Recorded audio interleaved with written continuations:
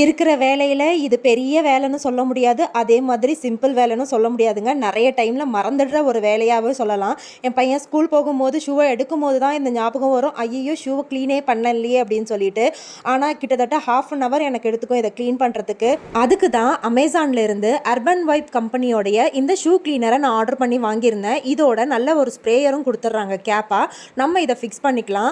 இது வந்து எல்லா விதமான ஷூக்கும் நம்ம யூஸ் பண்ணலாம், ஷூ செப்பல் எல்லாத்துக்குமே. அண்ட் இது எக்கோ ஃப்ரெண்ட்லியும் கொடுங்க. இப்போ என் பையனோட ஒயிட் ஷூவில் நான் ஜஸ்ட்டு ஸ்ப்ரே பண்ணிட்டேன். ஸ்ப்ரே பண்ணி ஒரு 30 செகண்ட்ஸ் நம்ம வந்து இது அப்படியே விட்டுறணும்.